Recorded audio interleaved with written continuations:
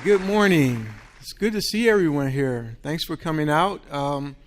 My name is Clarence Lang, professor and chair of African and African American Studies, and I've been given the distinct honor of moderating a conversation this morning with Dr. Robin D.G. Kelley, who's been visiting with us, and who, if you were able to attend his talk last night, you will agree is definitely an important scholar raising important issues. Dr. Kelley is, I'll keep the introduction brief. He's distinguished professor and Gary B. Nash Endowed Chair in U.S. History at UCLA. He's the author of several books. I was just mentioning to him before we began that he probably needs to write a little slower, or I need to read faster because I'm about 2 books behind in his bibliography. So he's the author of Hammer and Hoe, Alabama Communists During the Great Depression, Race Rebels, Culture, Politics, and the Black Working Class, Yo Mama's Dysfunctional, Fighting the Culture Wars in Urban America. And I think he's inviting some conversation about that because I believe we have some students here today who've read excerpts of that book, so we want to make sure that they get to engage him on that project. Thelonious Monk, The Life and Times of an American Original, and I believe he's been asked to make some comments about that as well. One of my favorites, Freedom Dreams, The Black Radical Imagination, and Africa Speaks, America Answers, Modern Jazz, and Revolutionary Times. I'll just sort of say, just quickly on a personal note, Robin was when I was, for those of us who were in grad school or who were advanced undergrads in the 90s, he was one of these scholars, probably the singular scholar that either you developed your personality around defending or trying to take down, right? He was one of those scholars. I'll confess, I was in the latter category. Oh yeah, you were taking me down. That's right. I was in the latter category. Right. But he was always, you interact with him, always very humble. He never got weirded out by this. He took all of it in stride. And in some ways, I think, in retrospect, that's probably the best honor that you can give a scholar. Is to, because on either side there's a recognition that the work matters and that it registers. So it's been good sort of getting to know him, I guess, now as a colleague and not just this guy. This Robin Kelley, what's your position on this article? Man, I don't know about this, and sort of having these rumbles and graduate seminars. So on a personal note, so yeah. Actually, can I take up with that? Because this is a very important part of the conversation. Is that I never thought about being taken down. I thought of it as you made me a much better scholar and activist. You and Sundiata raised some real sharp criticism. And that's how we're going to frame it. Right. We were trying to make you a better scholar. That's but that don't was you see, the goal. I mean, I so appreciated that exchange, and this reminds us sort of, it kind of opens up what I want to give a little sort of 5-10 minute to talk about. But these questions that you all were raising, we were all raising, these are not just academic questions. This is around the context of the Black Radical Congress, about the way we think about whether it's the long civil rights movement or whether we're thinking about the relationship between race and class. I mean, these were life and death issues. These were issues about movement, and to me, it's precisely the critique that advances us. See, we're right now we're in a period where a lot of colleagues and young people think critique is actually hating on somebody, when it's actually loving the project of liberation. And I got love from you. Yes, you did. I really did. And that's how I felt. And that's why, it's really important to be around, younger scholars who are trying to speak the truth. Because it's not about challenging a paradigm. It's about challenging systems that continue to reproduce themselves, and that's what we do. And so that's why, all the people who have critiqued me have been my best interlocutors. And that includes people on the extreme right, who said ridiculous things, but there's always a core of something in the critique that's of value. I was told to open up by making a few remarks about something. I had heard Thelonious Monk this morning in Starbucks, and I was thinking, well, that's maybe a sign that we should talk about him. But then I said, well, wait a second. There are all these other signs. The signs of, the student ongoing student struggles on campus, with Rock Chalk Invisible Hawk and some of the allies, which is part of a global movement. And we've got to remember that the student protests right now are part of a global movement. We talked about what's happening in the U.S., but you got to talk about Toronto, you got to talk about South Africa, you talk about Chile, talk about Palestine. A lot of these issues are coming up. And also the other opportunity, or sign, I should say, was this extraordinary article by Jennifer Hamer and Clarence Lang, which you haven't read it. It's called Race, Structural Violence, and the Neoliberal University, The Challenges of Inhabitation, which came out in Critical Sociology. And that article does many things, but it reminds us that the universities themselves replicate the kind of racism and structural violence that we often attend to outside the university, as if somehow the university is, immune from that stuff. And a lot of times we ignore that. And it's a brilliant article, and I really suggest that everyone read it, especially if you want to know what's happening here at the University of Kansas. And then finally, the other sign was here I'm addressing the Hall Center, one of the leading centers in the humanities, right? And in some ways, the humanities is always said to be in crisis, right? And I just thought about some of the books of Toby Miller, Martha Nussbaum. If you go back to 1964, there was a collection of essays edited by J.H. Plum, the British historian, called Crisis in the Humanities. There's always been crisis. And the crisis is always represented or articulated as a problem of relevance, right? And one of the points you make in your article, which shocked me, is that in Florida, there was an attempt on the part of this right-wing governor to put a freeze on tuitions for fields that are considered basically money-making fields, research, technology, tech, and then basically allow tuitions for the humanities to just go up, as if somehow in a kind of neoliberal move you're going to sort of exclude those things that are not considered money-making, as if somehow generating revenue is what the university is supposed to be about. Well, that's what it's become. University presidents are hired based on their ability to raise money. It's like sad. That's not my university. It's always been that way, but we've been fooled. So it's gotten worse. So these are the things that are, to me, signs of what we should be talking about. And so, when you think about the clarion calls that students have been making across the country, a lot of the scholars who are proclaiming a crisis in the humanities are not paying attention to the students. Mm-hmm. So the students making these protests, and the students' protests are actually trying to transform the university. They're trying to make it a better place. They're trying to de-neoliberalize it. And meanwhile, you got all these navel-gazing scholars like, how am I relevant? And so part of what they end up doing, and there was an article in The Guardian about this in England, where increasing numbers of scholars see relevance strictly as fleeing the university and going to the public realm. And whether it's through social media or whether it's through being a talking head on a television show, that this somehow is what relevance means. That is influencing popular opinion. Because of course in university we all have the answer. It's just a matter of taking on superior knowledge and greeting the masses with our superior knowledge, which is ridiculous, right? If we had the answer, we wouldn't be thinking so hard, right? We're trying to figure this out. So what it means, even if it means sacrificing analytical rigor in favor of impressionistic opinions and sound bites, that's what a lot of us end up doing. And for me, and this I just want to conclude, which is a couple of remarks, I don't think it's our job as humanists to make ourselves relevant, but rather to ask the hard questions, to interrogate inherited categories, to take nothing as self-evident, to go to the root of the problem. It's not about the accumulation of different facts.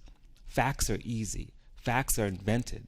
It's about reframing the question, I look at Sherry Tucker, who's like one of the greatest scholars on the planet, and she completely reframed the study of jazz by asking a different set of questions, by saying, what does it mean to pay attention not just to gender, but to women who make music Is it just including a number of women, like adding them to the list and saying they're great too? No, she said, no, it changes the whole character of the way we hear and understand and recognize that jazz music has been associated with a certain kind of masculinity. And that when that shifts, we tend to even hear differently.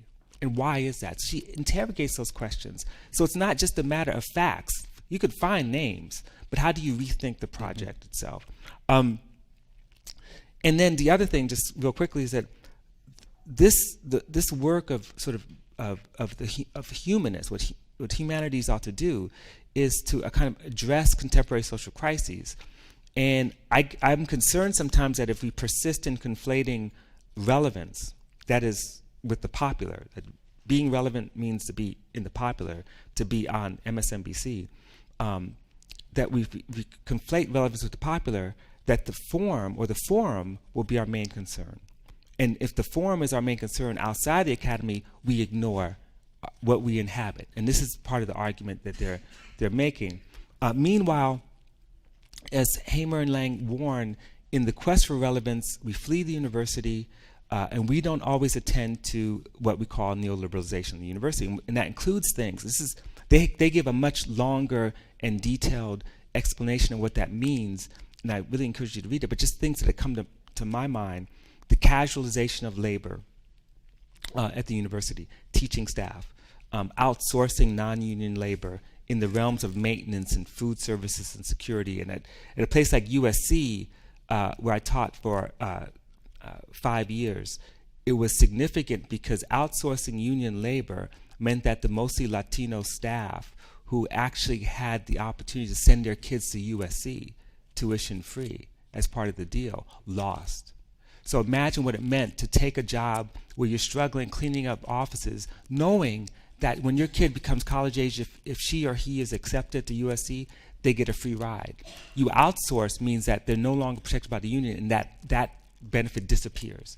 So these are things that we have to pay attention to, both as faculty, as students, that the people who clean up after us, the people who serve our food, are part of the university itself, right?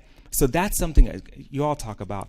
We talk about draconian cuts that are applied unevenly, rapidly rising tuitions, creeping privatization of public colleges and universities, the transfer of the burden of educational costs from the public to the individual student and her family, which results in unprecedented student debt. I'm looking at these young people here who actually took time out to stand in line to talk to me at night when they could be at home playing video games. And they're in high school, about to go to college, and they're witnessing all of the other college students carrying $1 trillion worth of debt for an education. No wonder you can have a governor who says we're going to freeze tuitions for the fields that could maintain our industrial and military complex, but the ones that actually challenge what we think of as common sense are the ones that we're just going to basically price out of existence, right? That is immoral. It's just simply immoral. That's not the university that we imagine when people in the 1960s were struggling to transform it. And thank goodness there are young people trying to restore that. Last thing I want to say about student demands is I want to really support the students here, because I think that some of the tendency to dismiss the demands is a misunderstanding of the demands themselves, let alone dismissing because of other reasons, which we could talk about. But if you pay attention to the demands, they are essentially about transforming the university, pushing back the neoliberal turn, addressing long-standing institutional racism, not for the benefits of a minority of students, but for the entire university, including faculty, staff, and all students. Some of the demands about changing the climate, making privileged students aware of how racism creates a toxic environment for everyone, not just for students of color, recognizing that changing this environment means diversifying faculty and staff, transforming the curriculum. And transforming the curriculum is not about equal representation. We misunderstand this. It's not about like saying we want more names and more faces. That goes back to my point about Sherry Tucker's work. It's not enough to say we just want to have different experiences represented. it's about a deeper interrogation of the production of difference. A deeper interrogation of the production of difference. That is, difference is not natural. You know, there'll be natural differences, but the relationship between difference and power is produced. And that's what they're saying. If you change the curriculum, you begin to interrogate how difference is related to power. It's not a natural thing, but it's made in a process of power relationship. Can I ask you a question about that, Robin, and then maybe I'll just ask you this one question, and then maybe we'll open it up or begin to open it up to the floor, maybe beginning with some questions from the students who've read an excerpt of your work. And this refers to an article that you recently published, Black Study, Black Struggle, in the Boston Review. And I just want to just briefly read an excerpt from that, just a paragraph where you write, and this speaks to the point that you're making and sort of respond to that, and then we'll shift gears. A common thread runs through both the more modest and more radical critics of universities. Both demand that universities change in ways that we cannot expect them to change. The first group asks universities to deliver on their promise to be post-racial havens, but that will not happen in a surrounding sea of white supremacy. The second sees universities as a leading edge in a socially revolutionary fight. While I share the transformative aims of the latter, I think that universities are not up to the task. Certainly, universities can and will become more diverse and marginally more welcoming for Black students, but as institutions, they will never be engines of social transformation. Such a task is ultimately the work of political education and activism. By definition, it takes place outside the university. Right. Although, just to add one other thing, I do make the argument that that the engines may be outside the university, but the university is, in some ways, the kind of a ground zero.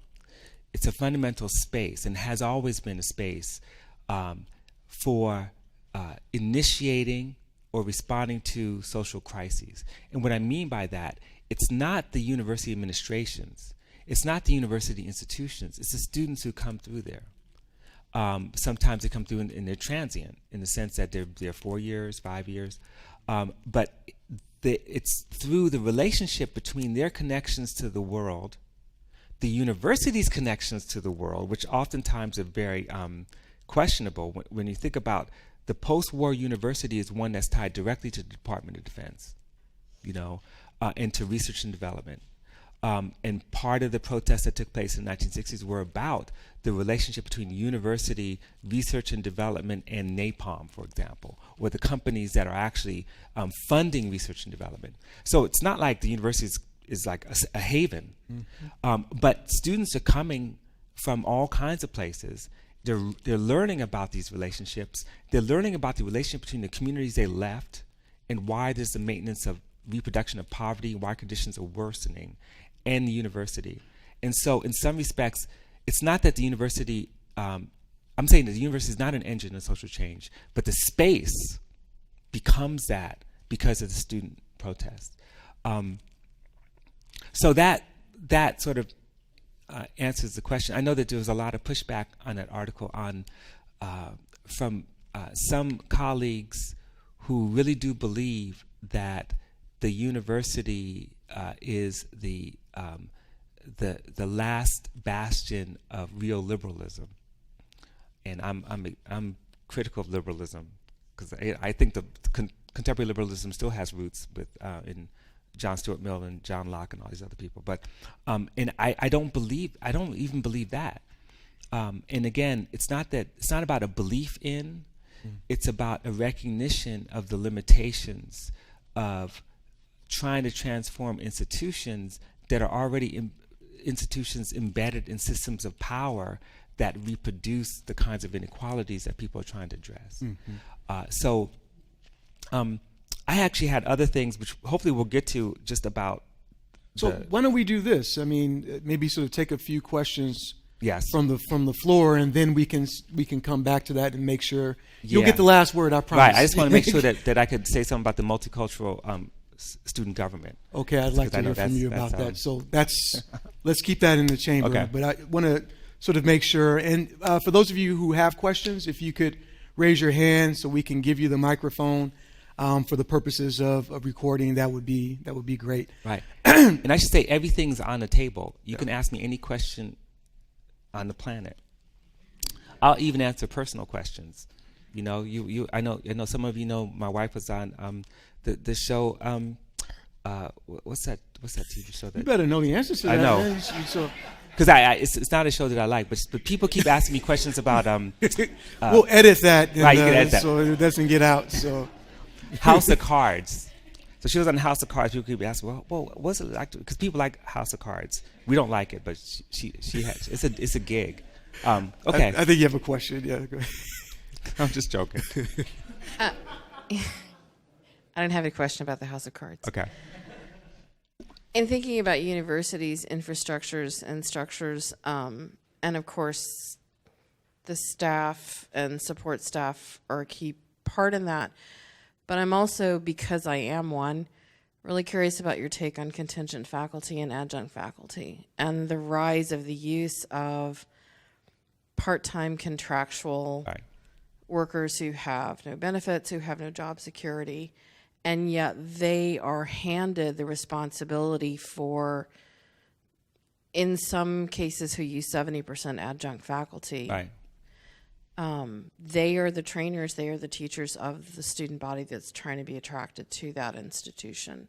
Right. Well, this is classic neoliberal strategy. That is lower labor costs and try to generate as much value or profit from lower labor costs. And this has been the trend. We witness it in two different realms. One is the continued casualization of the teaching staff, the creation of non-tenured categories, adjunct teaching, and the continued use of graduate student labor and to try to hedge against unionization by turning graduate student teaching into part of a fellowship package. So the idea is that they're not really working; it's part of their training. So this has had an enormous impact. The fact of the matter is that many of the people who do adjunct teaching are great teachers. They're doing way more work, and as long as they continue to do well in terms of training students, the kinds of mass resistance on the part of people paying this tuition may not be apparent because they're like, well, we're getting an education, and the fact that adjunct teaching is often masked, it's not visible to the students. All they know is this is the professor, right? The way around that, of course, is the way around trying to resolve almost any labor dispute, and that is unionization. And the university, I can't say the university because every place is different, but there's a tendency to resist union recognition, to resist the attempts by unions to secure tenure for adjunct teachers who have been teaching the same course for an X number of years, for example, to say that you can't continue to do that unless you actually get tenure or have a chance to get tenure. This is the sort of thing that's a big battle. On the other hand, I don't think that the old system of just tenuring faculty and the whole, I think that system is dying. But it can't be replaced by a system of insecurity that exploits basically all these PhDs in a glutted job market, So I think there's a lot of work to be done, but right now it's unfair labor practices. And one last thing I should say about this, I've been very disappointed with my own colleagues in their failure to stand up on behalf of adjunct faculty, part-time faculty, because they're concerned about their own position, right? And that's not solidarity. And we can't have, and it's impossible to build solidarity in a culture in which professors see themselves as independent contractors and entrepreneurs, not as part of a community of working people. You know, even though salaries are off the charts for some people, it doesn't mean that we shouldn't have some sense of solidarity and transform the system. Students, I imagine, are often the best at, once they recognize a problem, standing up. You know, so I think working with student organizations to understand how the system works would be really valuable, you know, for the future. Other questions, and then I promise we're going to turn back to over here. Hi, you mentioned that the university itself replicate violence and racism that we attend to outside of the university. Yeah, this is that Clarence and I was wondering Jennifer. if you can expand on that, how you see the obvious and not so obvious ways that manifest itself. Right. In terms of replicating racism and violence, yeah. Well, in terms of replicating racism, there's just a whole litany of ways. I mean, and I could speak to my university, for example. And what I want to focus on, because rather than give you a list of things, I want to focus on a change that has taken place over the last 15, 20 years, or at least since I was in college 30 years ago. At the UC system, as a result of the general opposition to affirmative action and other forms of trying to create equity on college campuses, we had like Proposition 209, which basically made it illegal to use race as a factor for admissions. That basically disappeared much of our student of color student body. So when I was in college, we had like twice more black students, maybe 3 times more black and brown students on campus at UCLA. And many of them came from very various walks of life in terms of a class background. That number just dropped to almost nothing. And then, number one. Number two, it isolated students. It reduced whatever kind of voice and power.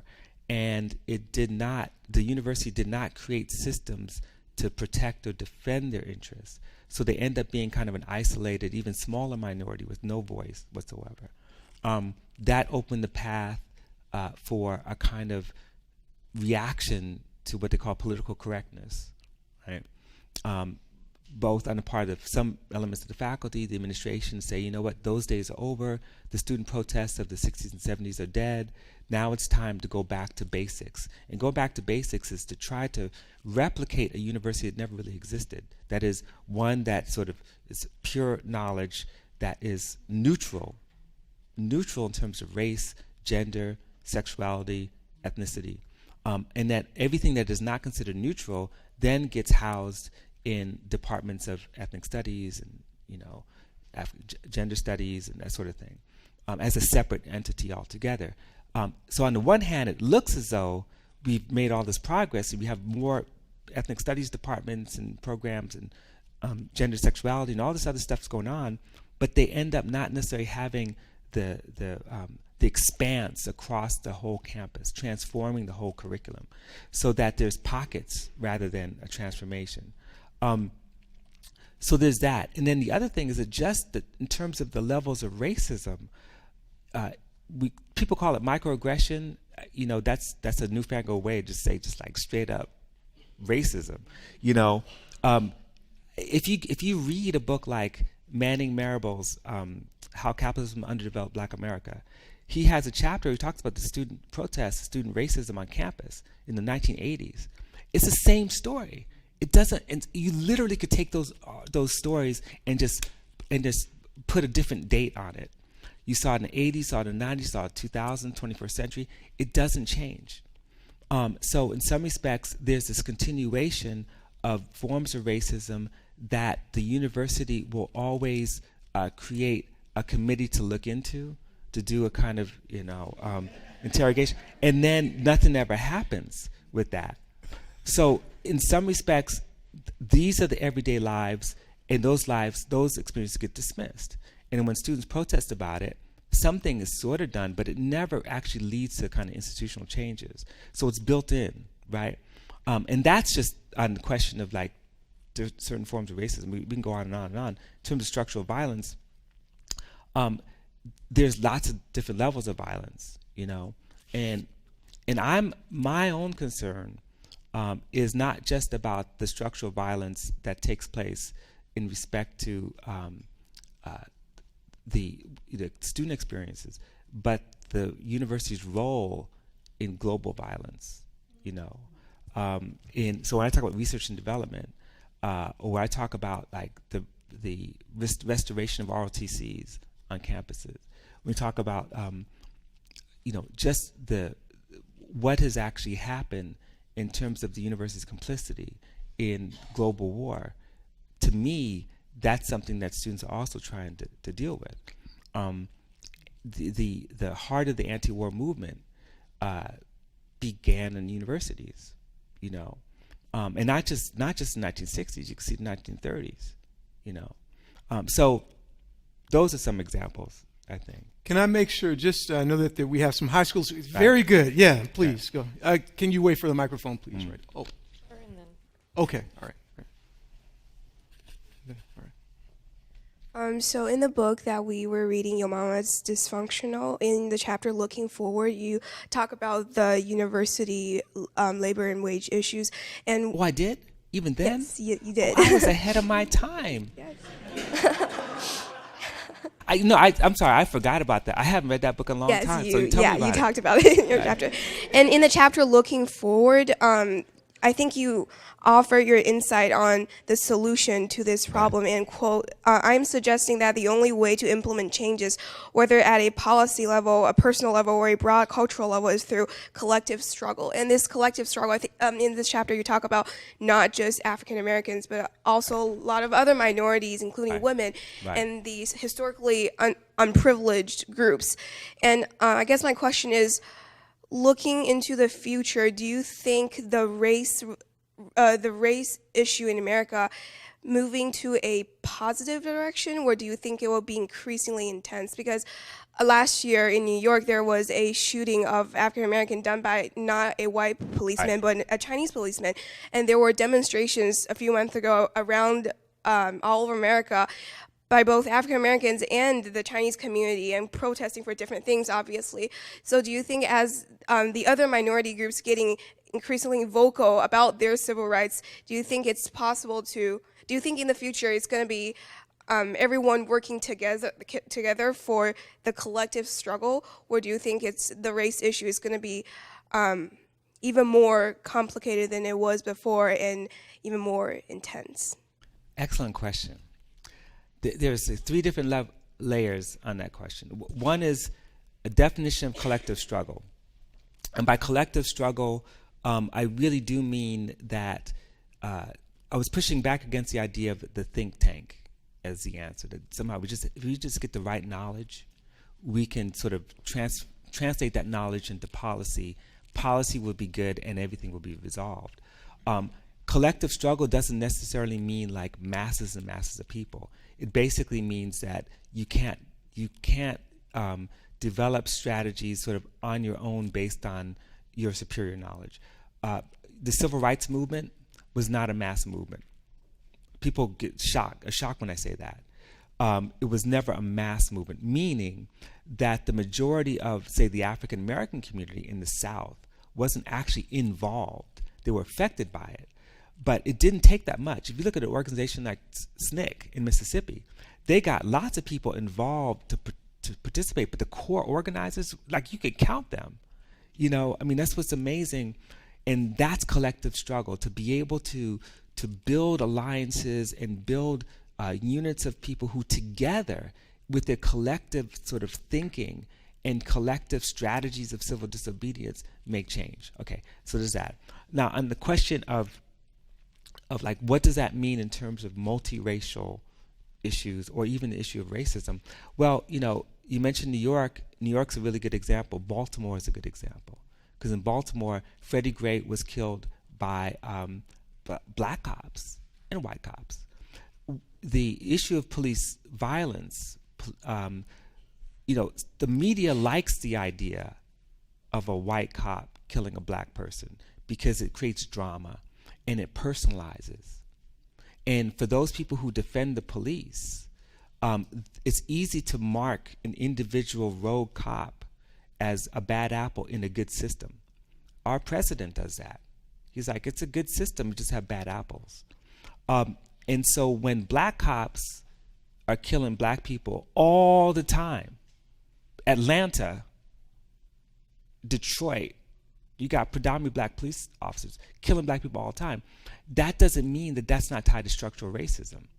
It's totally tied to structural racism, because structural racism basically means that these are systems in place that operate unequally. There's no equal protection.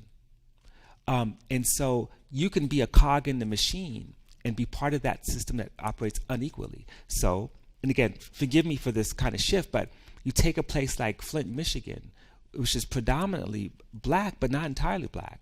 You got all kinds of people across racial lines, Asian, Latino, and white, who are affected by the poisoning of the water system when they ship from the Detroit River to the Flint River, which means that it's precisely systems of structural racism and class inequality that made that even happen. But who suffers? More than just black people suffer. Just like black people end up being parts of systems that reproduce their own inequality. That, you see what I'm saying? So if we think of collective struggle as trying to get like all the black people together and all the Asian Americans together and all the white people together, we end up falling into the trap of thinking that our identity equals our politics, or rather our skin color or our heritage. Our identity, we got to think about identities as political identities. If we think of our identities as political identities, then suddenly anti-racism is not identity politics. Anti-racism is a political stance that you take. And if you're anti-racist as, say, a young Asian American person, that wherever racism exists, you battle it. Whether it's, Islamophobia, anti-black racism, or anti-Asian racism, right? Whatever it is, you battle it. If you're a young African American and you are anti-racist, it means that all forms of racism you challenge. It's just too narrow to say, like, I'm just dealing with my own. That's not the same. And as long as you think of identity politics as dealing with your own, then that won't produce the kind of synergy that's required to dismantle these structures, right? And we also can't beat up people who say, that's why I'm not always crazy about the word ally. I understand it, and I always think of John Brown as an example of someone who's a comrade as opposed to an ally, because to be a comrade means that you're completely invested, linked arms with people who are trying to transform the world that they're in. If you're an ally, you're on the side being prepared to step in on behalf of, rather than claiming it as your own. When you say, I'm against structural violence and racism, then you basically devote your life to standing up against that. And it becomes your identity, right? So when people come to me and stuff, they come to me and they say, it's like, oh God, I can't tell, are you mixed? Are you black? You must be from the Caribbean. Oh no, are you Arab? Are you, I'm like, I'm a socialist, baby. Like, what does that mean? Like, I'm an anti-racist. This is what I am, right? So in some respects, we can claim political identities as our own, without necessarily disavowing what it means to be in someone else's skin, because one of the pitfalls of racism is that no matter what you think you are, the world is trying to define you. The fact that I get the question, what are you? The fact that when Clarence goes driving down the street, it's not like the cops know that he's Professor Clarence Lang. There's nothing on him that looks, he got nice glasses and everything, but they're like, he is a threat to the state, or it works in other ways. It works in terms of like the whole model minority myth. Of course, you're not supposed to be in humanities and in sciences, and you're good at it. What? You got a C? Oh my God, what's wrong with you? You know, these are the kinds of things that operate. So we end up not being able to define ourselves. See white people walking around. We assume that all white people experience and benefit from the same amount of enormous privilege, right? And that's not true either. So in some respects, we've got to break the cycle by developing new political identities while also attending to the way in which racism ends up defining, putting barriers and limits around us, what we could do. Okay, anyway. Go ahead. Yeah.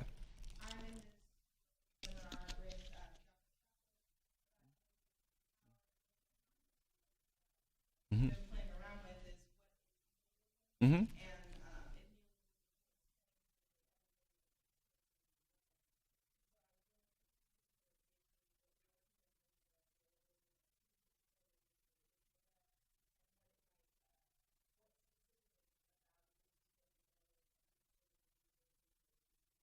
Right. That's actually a really good question.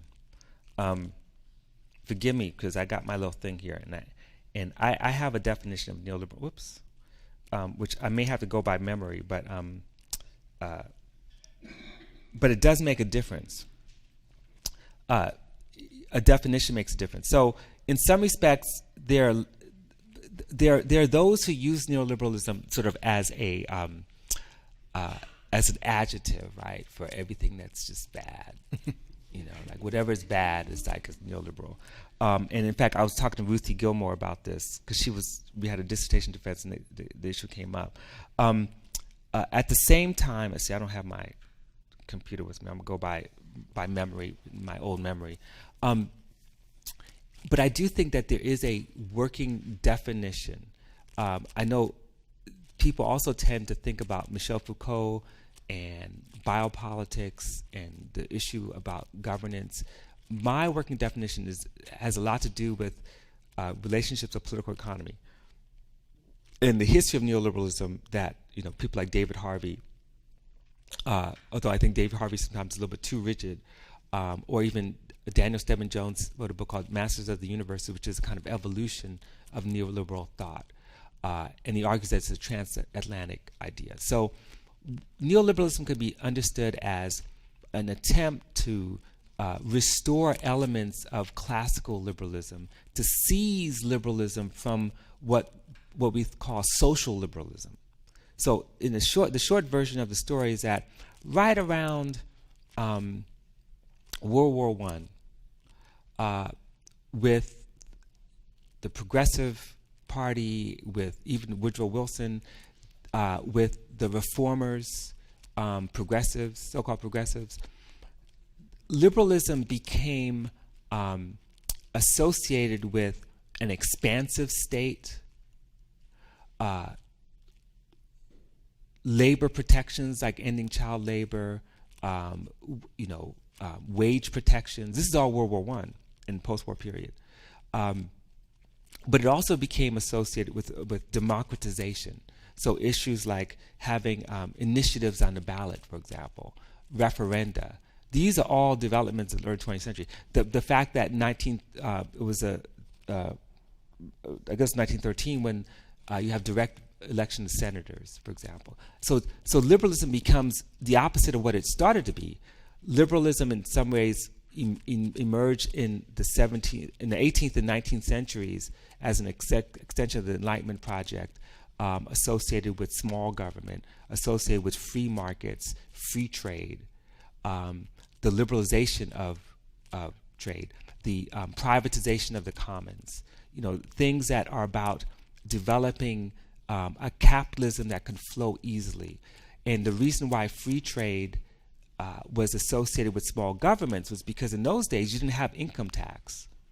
So tariffs were the ways that states generated revenues, right?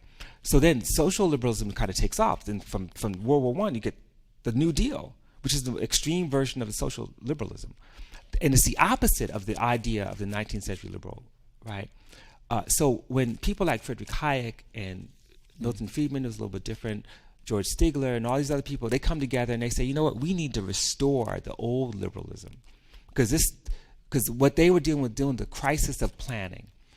They just came out of, or they were in the midst of the rise of fascism and the Nazis, and they're also in the midst of the Soviet Union lasting more than they thought it would last.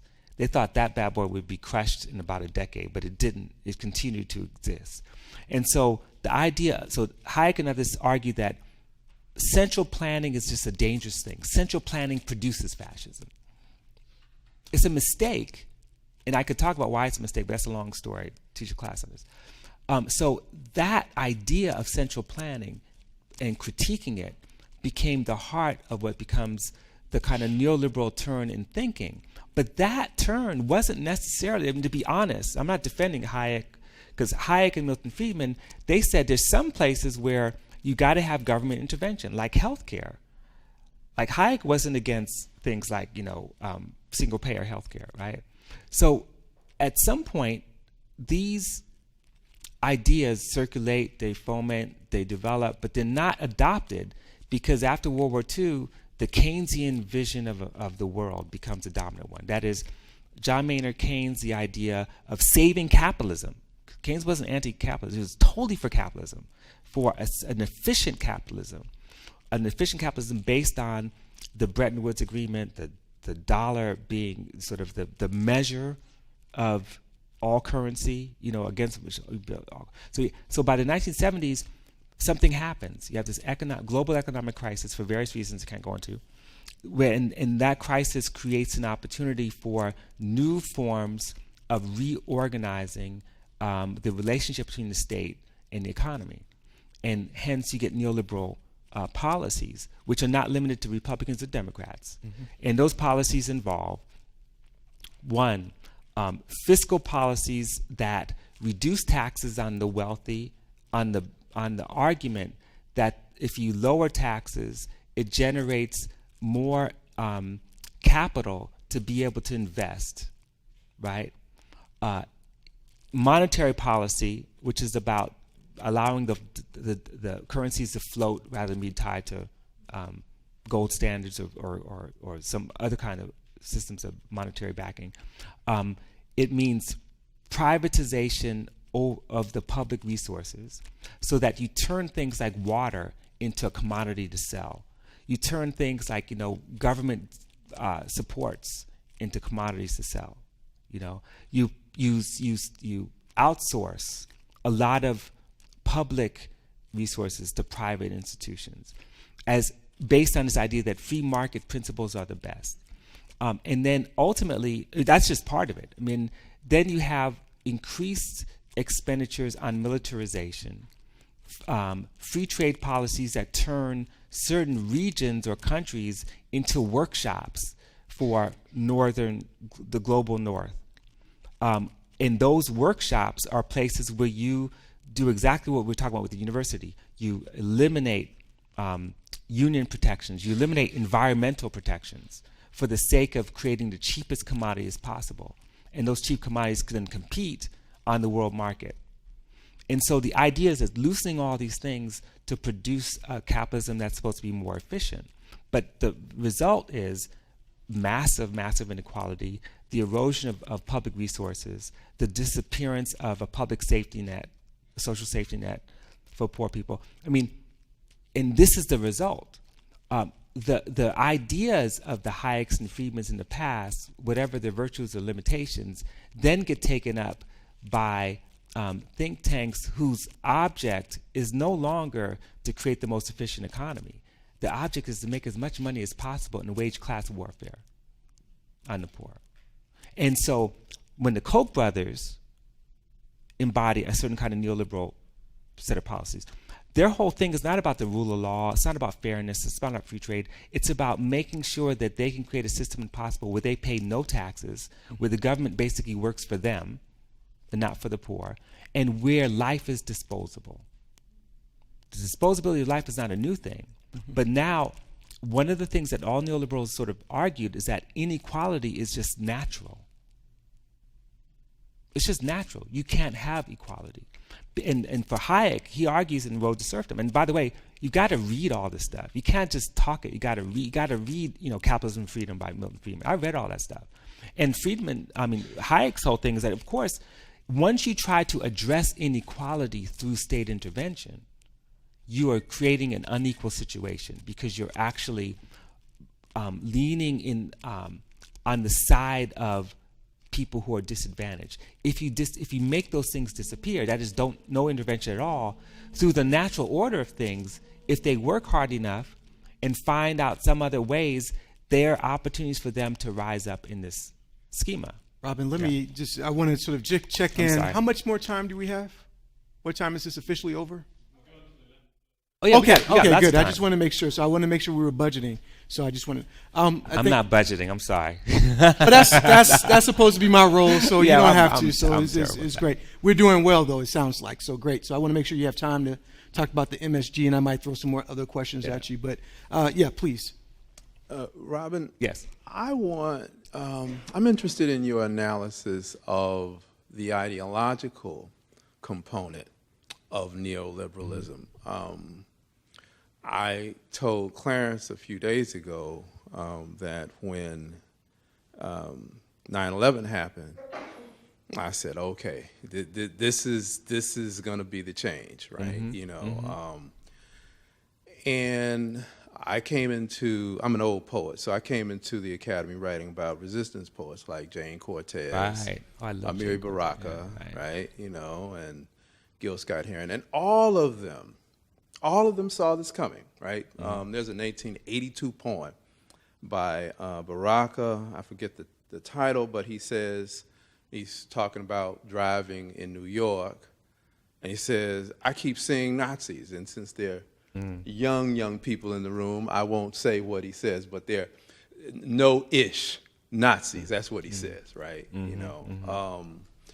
Jane Cortez, in a poem Brooding, 1977, she's talking about the kind of anger among white workers, right? That, Gil Scott-Heron talks about the winter, all these things. And it seems to me that in the last 20 years or so, you really don't have, after they get off the scene, after they're sort of removed, and maybe it's just me, but I don't see or haven't seen a logic or much expression that either is fundamentally opposed to capital or the logic of capital, those sorts of values, or posit a substantive alternative, which is what all of those people had been about one way or another, right? So, I was wondering if you could talk about that a little That's bit. an excellent question. And it does speak to the crisis of the 70s. So the one thing I did focus on, just in my little explanation, was the global crisis in terms of the economic downturn with the recession, the OPEC nations. But the other side of it was, after 3 decades, is that right? 2 decades at least, of unsustainable growth in the economy at the expense of people of color, for the most part, particularly African Americans, because the great growth period of the 1960s was a period in which government spending actually went to creating, expanding suburbs and valuing, basically predominantly white, ultimately segregated communities at the expense of black and brown communities. And you see the deterioration of cities at a time when you have this massive growth.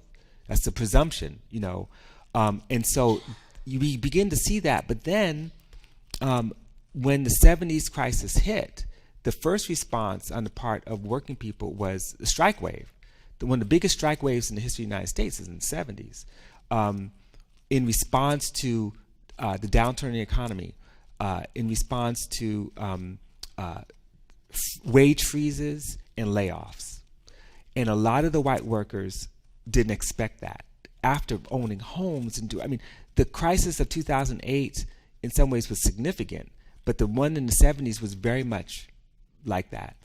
And it's not an accident that, neo-fascism, Nazism, the Klan, they've always bubbled under the surface. But the 70s was a rapid increase. The Klan is restored in the 70s. They're running for office in California in like 1975.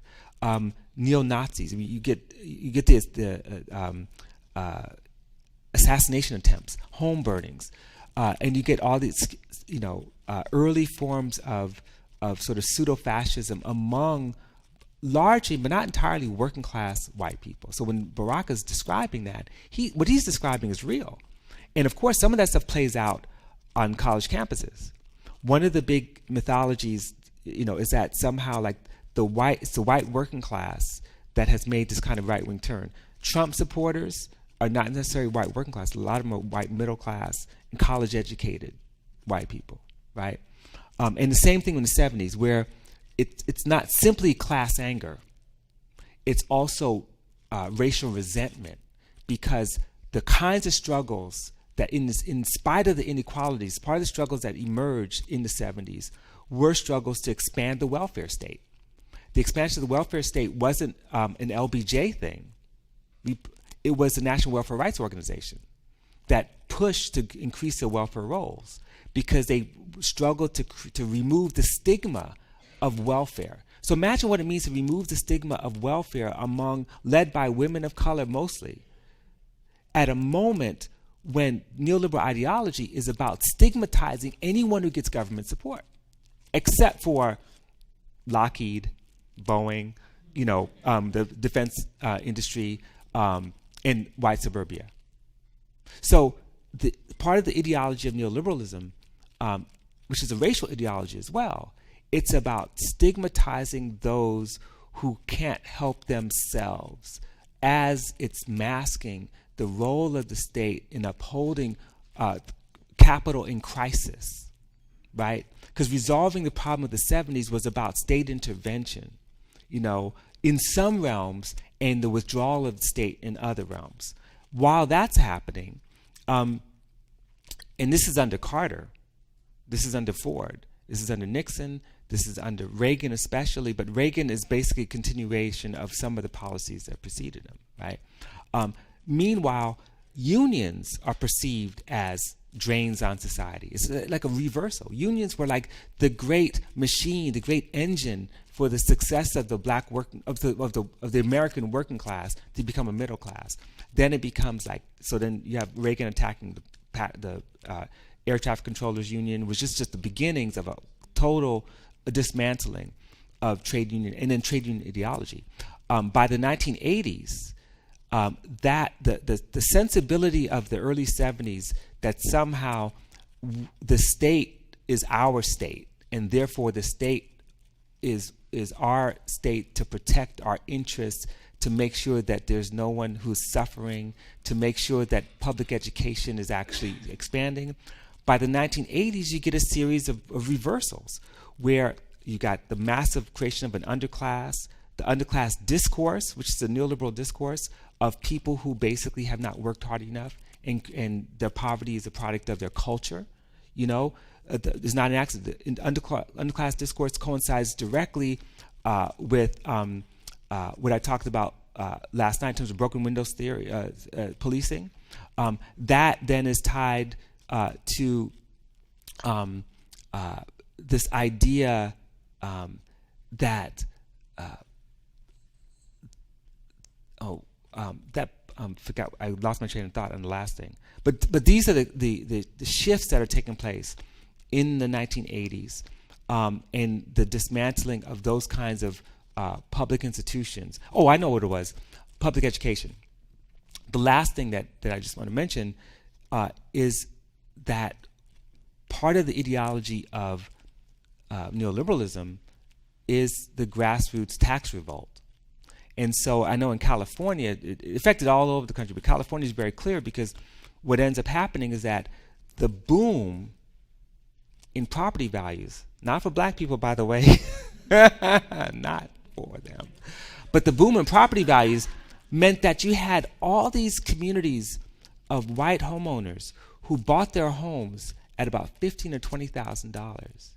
By the 1970s, those homes were worth about $130,000, $140,000, $200,000 in some cases, and a lot of them had paid off much of the mortgage, and their taxes have gone up sky high.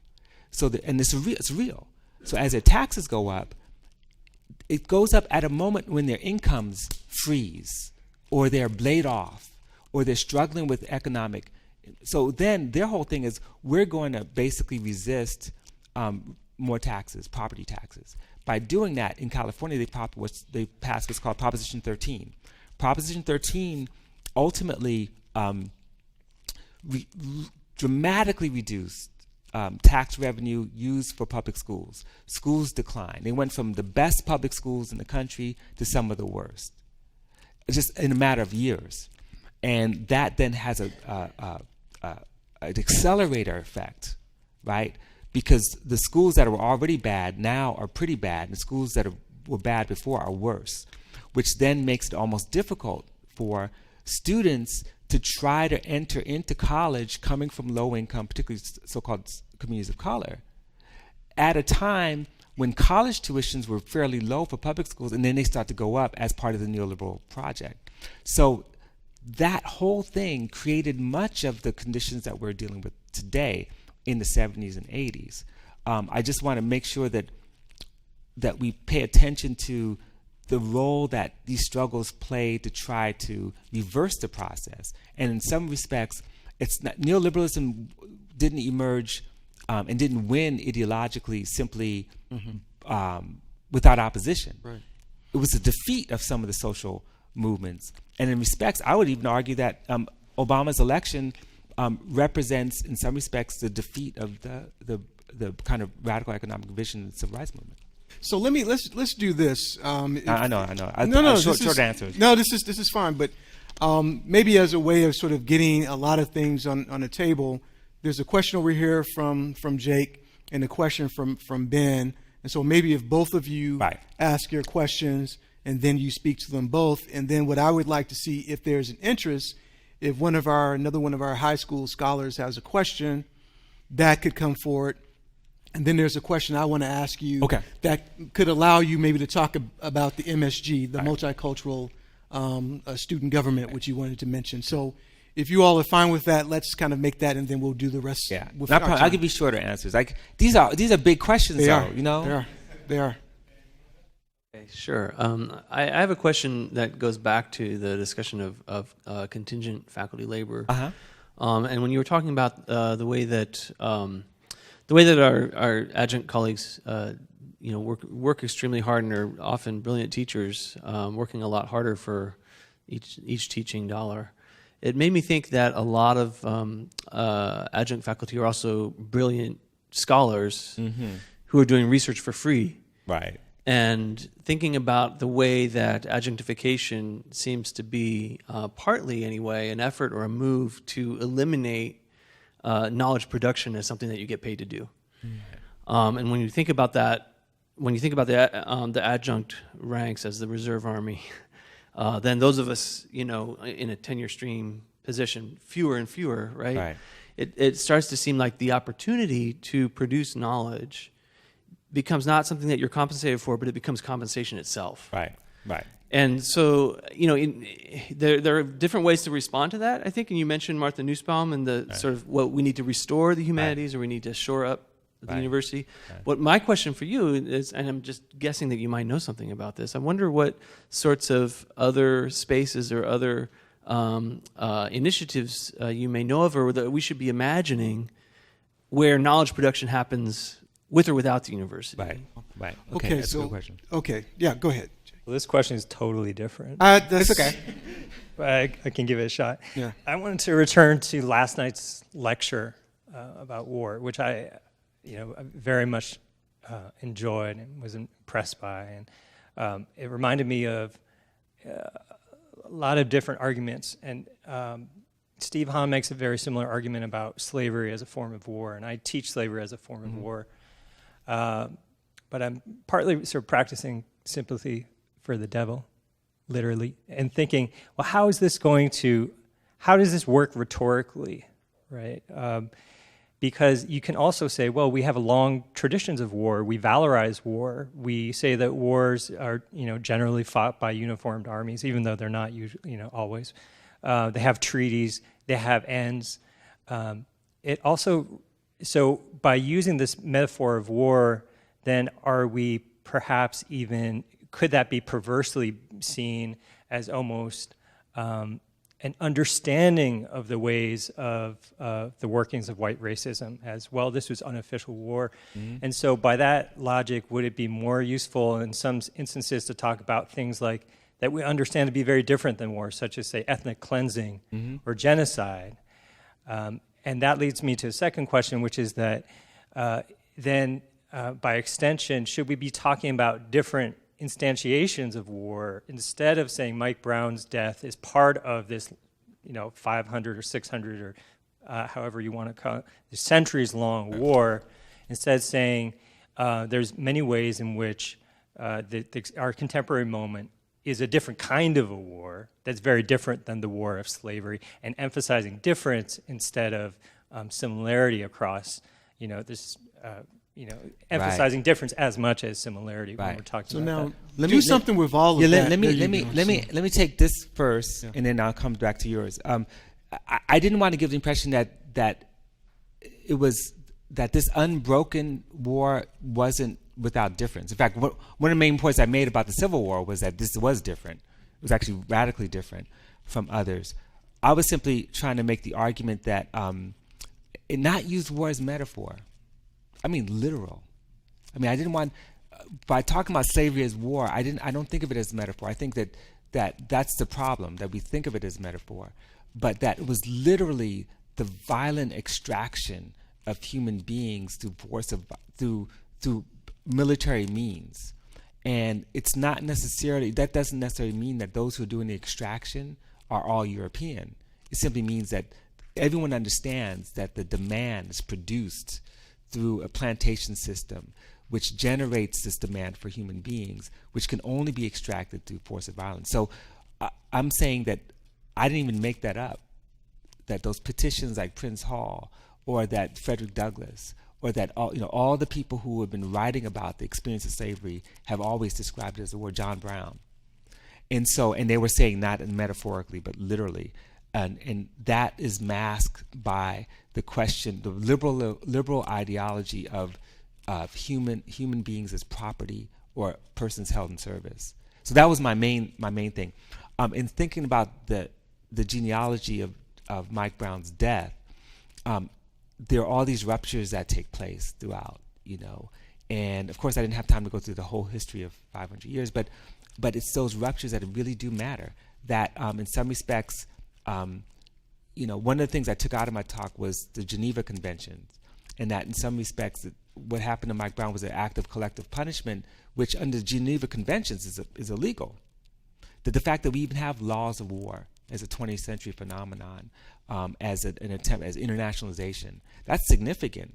It changes the terms. But in some respects, I also argue that the reason Geneva Conventions don't apply has to do with the fact that there's a kind of intense militarization, not of police in the form of weapons, but certainly in terms of the relationship between policing and the question of public safety, or the policing and the question of communities that are considered disposable. So the history of their disposability is not an unbroken line. It's actually new developments that have to do with these earlier conversations about neoliberalism. So I agree with you that we've got to sort of look at these ruptures and changes, but that unless we recognize the way in which these kinds of violences are products of a longer war, what ends up happening is what I was pushing back against was this idea that we fall into the trap of saying the police are necessary, but they're just bad. They're just badly trained. We just need to train them differently. What I believe, I support the position as a surrealist, that is, disband the army, open the prisons. I don't know if that answers the question, but we could talk more about this. So in terms of this question of free research and adjuncts and alternative spaces. I totally agree that there are ways in which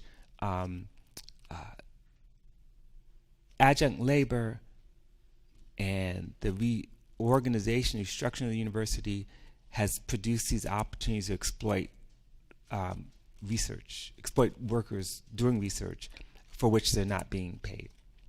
And that is both a new development, but it's also built into the university system itself, and it's been for a long time. We think about the exploitation of graduate student researchers and how they may get a fellowship and they do your research for you, and then they end up, they end up being low-wage labor for faculty who then take their stuff and then publish it. Right, happens all the time. And so I think the tragedy, of course, is that in a market economy, research becomes a commodity, and our ability to reproduce ourselves as human beings, right, require finances because we don't have a commons, we don't have, any means to support ourselves except through a money economy. And so in some respects, it is exploitative and it's very problematic, and we have to sort of pay attention to that. At the same time, in terms of alternative spaces, my experience has been how to work with grassroots organizations, with community organizations, with communities that actually are doing research.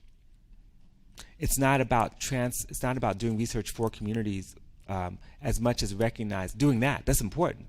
But also recognizing that certain research is actually being generated itself. And that you think about two examples.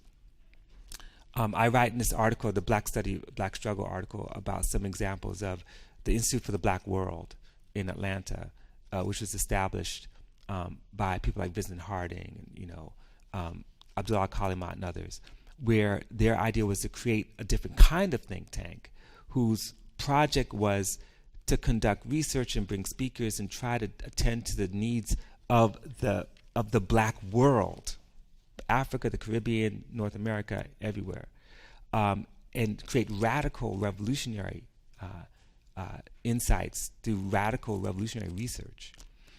Yes, they got some funding, but basically they were trying to be independent.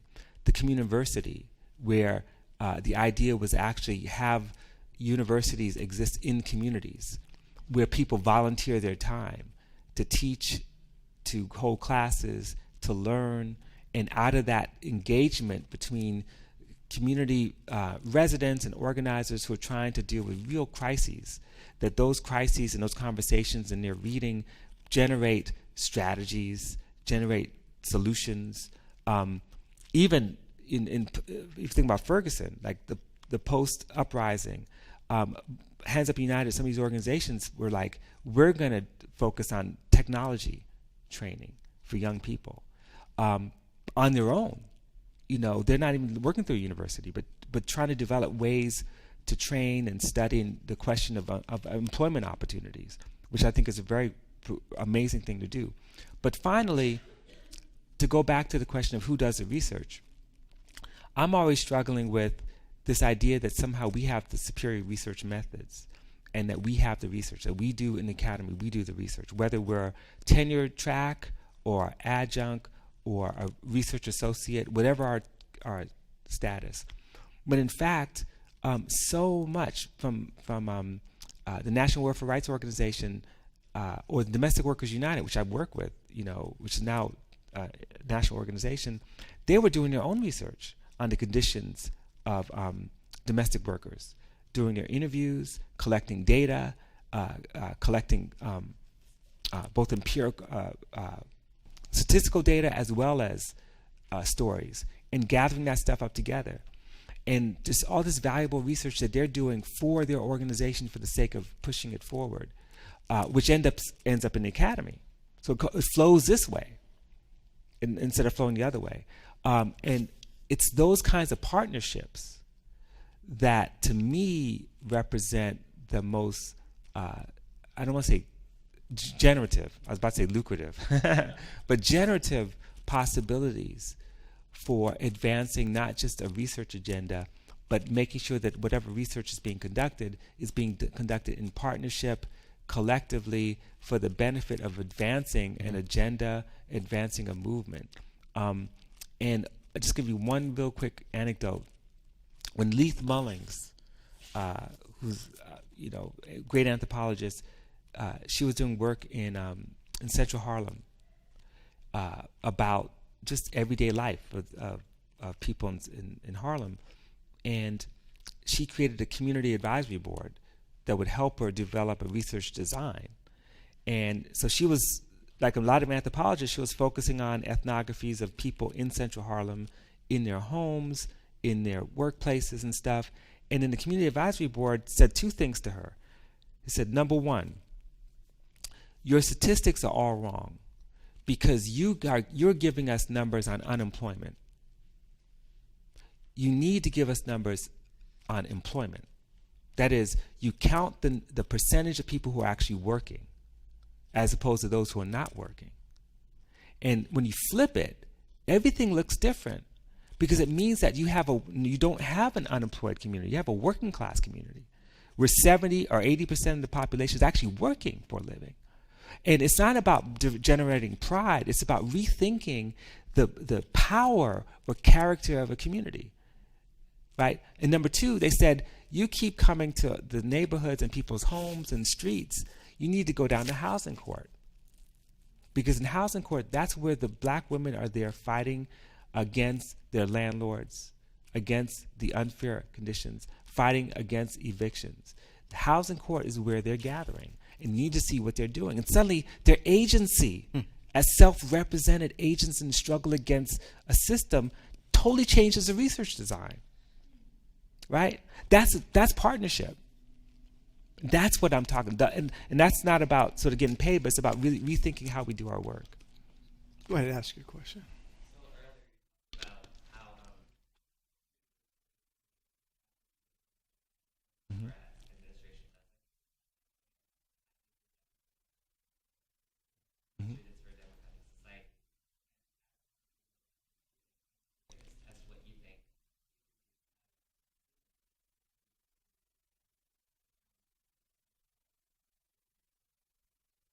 That's a wonderful question. Let me add on to that. More. Okay. No. I want to add to that because I wanted to sort of give you the opportunity to come back to the multicultural student government. One of the things, your book, Freedom Dreams, there's a very simple argument at the core of that book, at least as I read it, which is that we have to be brave and vulnerable enough to imagine the kind of world that we want to have and that's necessary. Right. And so as part of answering his question, the student's question, if you can sort of speak to that broader question of maybe the importance of dreaming, right. And if you choose, that can be a moment where you can come back to this issue of the right. MSG. Is that excellent? Okay, Excellent. And this actually does speak to your question because there are many ways to try to change the university. Many ways, more ways than there are, ideas. But there's sort of two thrusts. One thrust is to try to reform the existing structure. That is, what universities are supposed to do, what they're capable of, and then you basically try to rearrange things so that it works a little better for those people who are left out. That's one way of thinking about it. Another way, and that's about belonging. And this is one of my criticisms that I raised in this article is about, if you develop a politics that's strictly about trying to increase diversity by just simply having more bodies and creating spaces that are simply about feeling like you're invited and part of a community, it may not necessarily transform them. Increasing bodies is actually not hard.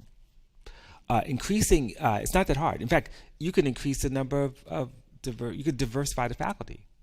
But if it doesn't change the actual project of what the university is doing, its relationship to violence and war, its curriculum, If it doesn't change, if you know, every year you still have the same racist parties and you still have the same, attacks on individuals. If you have all that stuff, it's not going to change anything. You just have more and more people who create their own sort of unique spaces to survive. So transformation sometimes means, this goes back to the question of dreaming, being what Fred Moten and Stefano Harney calls being in the university but not of it. That means you go here, you study, you do the work you need to do, you struggle, you protest, you make demands, but then you create alternative spaces within the university that can model what you want the university to be. You teach yourself. The study group, you give yourself a curriculum. You don't always have to demand that the university give you that curriculum. You make your own. You have these conversations on a daily basis with each other. You begin to think about how you interact with one another in a way that's inviting as opposed to excluding. You don't, in fact, we were talking about this last night, in fact, you don't mau people because they may not have the correct position on something, because they may call you out of your proper gender pronoun. You don't start beating people up over that. You're like, well, let's talk about what that means. Those are not conversations you're going to have in the classroom for the most part, with some exceptions. But those are conversations that are necessary. And to bring people together, to say that, yes, there's some spaces that are going to be all black spaces, but there's some spaces that are going to be all like, you want to radicalize the university, this is going to be us. It doesn't matter who you are, where you're coming from, you're going to be in that conversation. And to model that is it's in some ways to create what might be like what I talked about, dual power last night. I know it seemed a little bit esoteric, but dual power has been the history of so many revolutionary movements. That is, you create this alternative space, and you contest that space. Chiapas, right, is an example of dual power in terms of a challenge to the Mexican state, right? So this brings me back to the whole question of what I thought was a very interesting idea, the multicultural student government, which people keep saying is unprecedented. That's not true. It's not. Whoever writes that, they don't know what they're talking about. The multicultural student government is, I think, an attempt to resolve a failure of democracy. There would be no need for it had there been real democracy at this university. So it's a response to a failure. It's not just, no, and correct me if I'm wrong, but students can come say, what we really want is a separate student government. No, they wanted some representation, they wanted resources, they wanted to not get beat down. So creating multicultural student government is a form of dual power. It's sort of saying, look, since you're not going to democratize, and since the university is not going to stand up for us, we're going to create an institution that could oversee, that could look out for our interests, right? And that has the potential of transforming the university. I think that's really important. Number two, we also have a very narrow understanding of democracy. Most of us don't even know the history of proportional representation. That the state of New York actually had a system of proportional representation in the 40s, where if you came in second in the election, your party gets, if the Communist Party gets 30% of the votes, the Communist Party's on the city council. And they were in the city council. Socialists, all these different parties were able to get representation based on proportional representation. Multicultural student government is not proportional representation, but it operates on a similar principle that we exist as a minority because we've been excluded. Let's be honest. The numbers are shrinking. And so therefore, just because we're a minority doesn't necessarily mean that we shouldn't have representation. Winner takes all, representative government based on that concept means that some people will be excluded. So the idea of trying to include those who may be a minority is so necessary for democracy, because what it does is gives people a voice whose ideas may actually not be the most popular, but they may be the most generative. They may be the most important.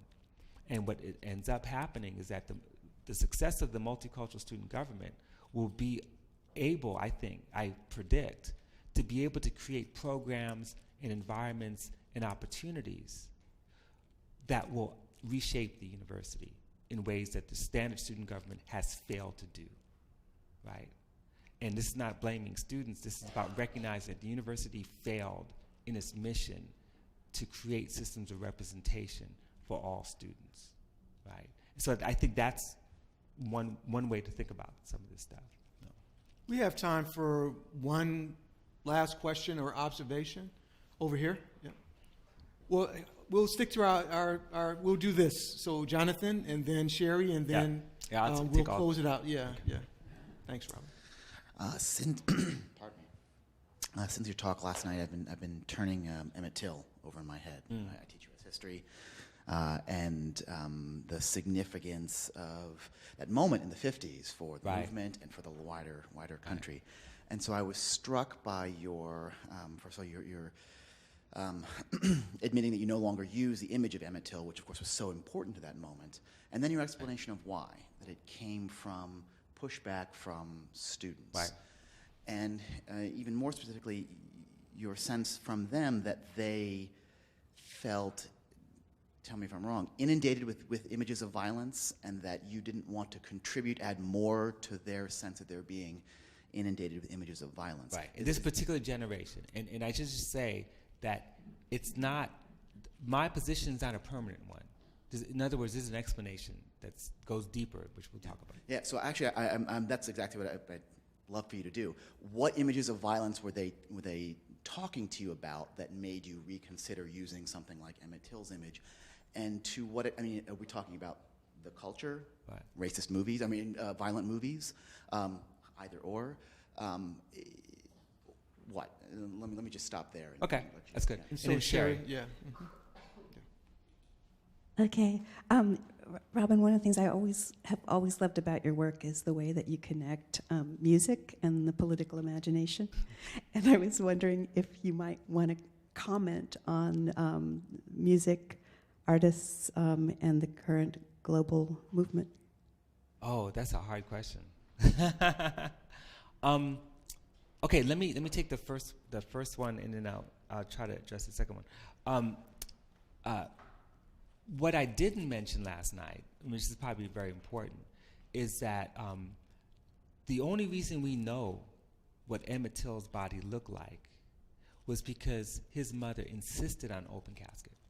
Okay, and those images were incredibly powerful, not just in the United States, but globally, because they were front page cover of Le Monde in France, of the papers in the Arab world, the papers all throughout Europe and Asia.